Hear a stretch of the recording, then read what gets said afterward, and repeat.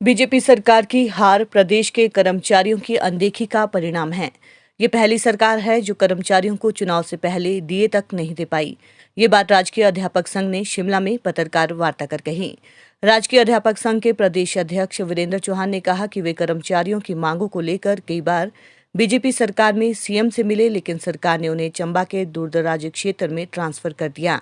कर्मचारियों की आवाज उठाने वालों को प्रताड़ित किया गया। शिक्षा विभाग में कई अनियमितताएं चल रही है।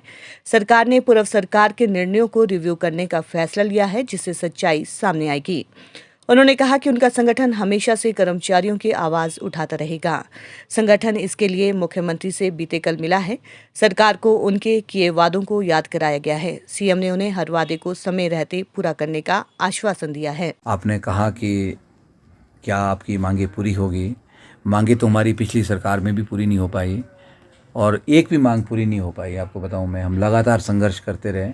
जब जब हम संघर्ष करते रहे, हम बोलते रहे, तो हम तड़ीपार होते रहे, हमें शो कॉज नोटिस आते रहे और हमें जो है वो चार्जशीटेड किया जाता रहा। यहाँ एक की जगह दो तीन चार्जशीटें बनाई। एफआईआर हमारे ऊपर सरकार के द्वारा की गई।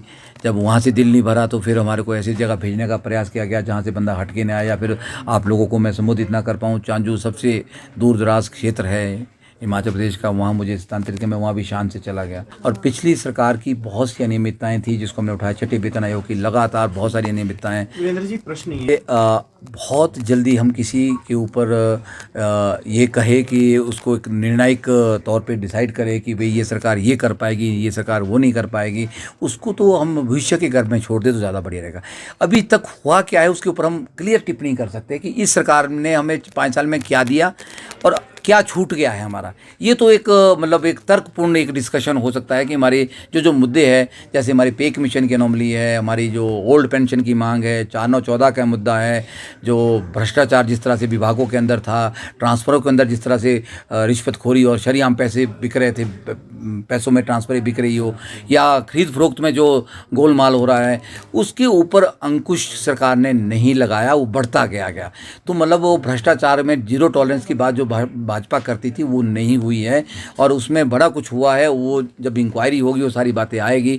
अभी जो इस सरकार ने पिछले 6 महीने या 9 महीने की सारे डिसीजन रिव्यू करने की बात कही है, अपॉइंटमेंट्स रिव्यू करने की बात कही, तो उसमें दूध का दूध पानी का हो सकता हुई है। लंबी बात हुई। पहले हमारा एक बहुत बड़ा अभिनंदन कार्यक्रम था माननीय मुख्यमंत्री और उप मुख्यमंत्री के लिए। शाम के टाइम हम मिले हैं बैठ के ऑफिस में।